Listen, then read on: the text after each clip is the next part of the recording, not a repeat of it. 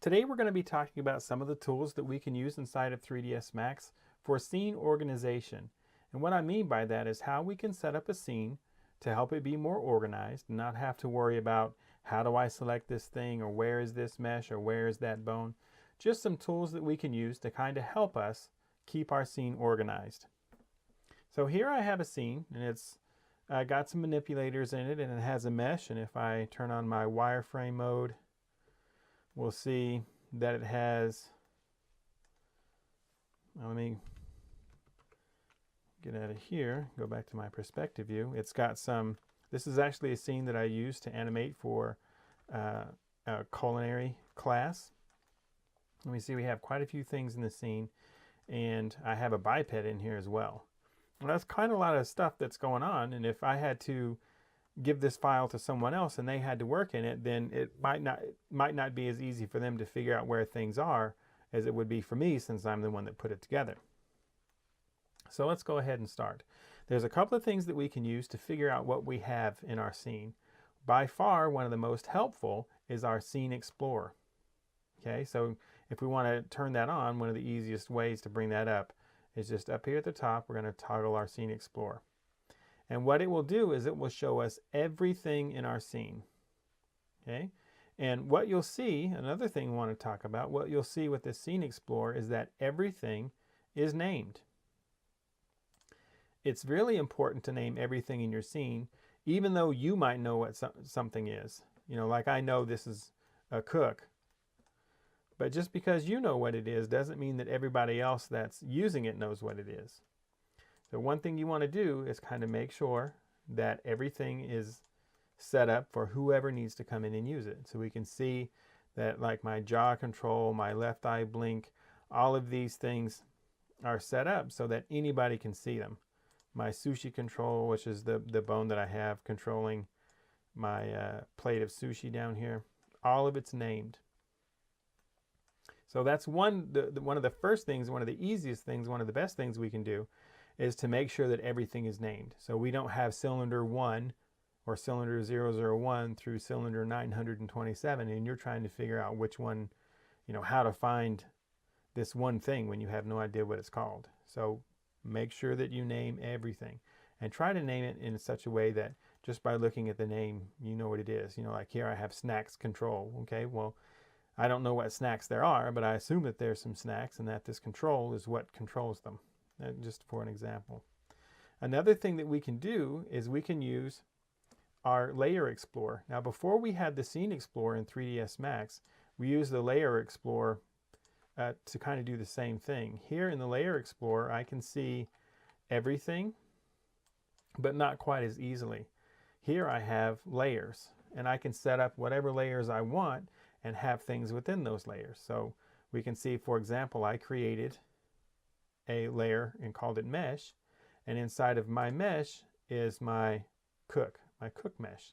So if I wanted to add something else to that, first I want to make sure that my that layer is active, and to make sure it's active, we're going to click on the layer, and we know it's the active layer because it will turn blue. And then let's say, for example, that I want all of my meshes to be handled with my mesh layer. So I'm going to come in, and just to kind of show you, I'm not going to go through everything, but we're just going to select some of these things that I know are meshes. And then at the top here of my Scene Explorer, I have this plus sign, and the plus sign, if we hover over it, should say add to our layer. So I'm going to go ahead and click it. So what we can see, since it didn't, there we go, add to active layer. And I had made my mesh layer the active one, and it's blue. And then everything that I selected, when I added to it, it's now in that mesh layer. Now, the cool thing about that is that I can control this layer. So if I want everything in that layer to not be visible, like if I want it to be hidden, I can turn on that, or turn that light bulb off. If I want it to be where you can see it again, or if I need to freeze all of them or make them that they're not renderable or display them as a box, I can do that all as a layer itself. So this is one of the earlier ways that we used to kind of keep control of everything that was in our scene. is we would create layers. And it's still a good practice to get into. Another thing that we can do to help us keep our scene organized is to make selection sets. And we did have a video already about selection sets and how to set that up, but we'll go ahead and go over it again. So what I'm going to do is I'm going to turn on my biped. Let's see if I can select all these at the same time and turn them on. Okay, so now my entire biped is active. But let's say, for example, that I wanted to be able to select the hand without having to go through and always click it. You know, this is my right hand. So I'm going to make a selection set. So here, this is where I'm going to make my selection set. And I already have one, I believe. Right, so I created one for the manipulators, but I'm going to double click on that hand so I can get all those bones. Let me make sure I got it. There we go, all those bones. And then I can create a selection set. So I'm going to click up here where it said create selection set, and maybe I'll type right hand and bones. Now you don't have to do the underscore. That's just something I'm used to doing. So I'm going to click. I'm going to hit enter, and then I've got a selection set. So for example, I already had one for my manipulator. So if I click on manipulators, then it will automatically select all the manipulators that I had in my selection set. Or if I wanted to do right hand bones, then it selects all that. And this can help even if you're not using your file, because if someone else knows that you have selection sets up here, they can say, oh, awesome. So I wanted to select the right hand. So I can just, bam, select the right hand or whatever. So that really helps with our scene organization as well. Anytime we can make it easier for yourself to use a scene or for someone else to use a scene, that's definitely going to help us. Okay, let's see. The schematic view, we won't really go over. That's not going to do too much there. But the biggest things are, one, make sure we have everything named. Even materials. Like if we go through and we look at these materials, make sure that they're even named. So like here I have a material that is the diffuse. The diffuse, spec level, glossiness, opacity, and bump map for my cook. And it's named cook. So that when somebody comes in, they don't have to guess at what all these things are. That's the biggest thing, is just setting up your scene so that people don't have to guess.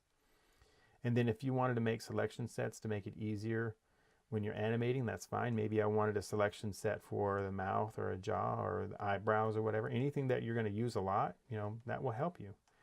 And then the same thing with our Layer Explorer. We can create all kinds of layers and have all these things in the layers so that, for example, like this soup, if I'm not using this soup, you know, if it's being displayed, it's taken some processing power to display it. So if I want to hide all of that soup, and I'm just going to go ahead and add these other things to it as well. So soup, spoon, what do we got down here? That's the octopus. Let's do that and add that to it here.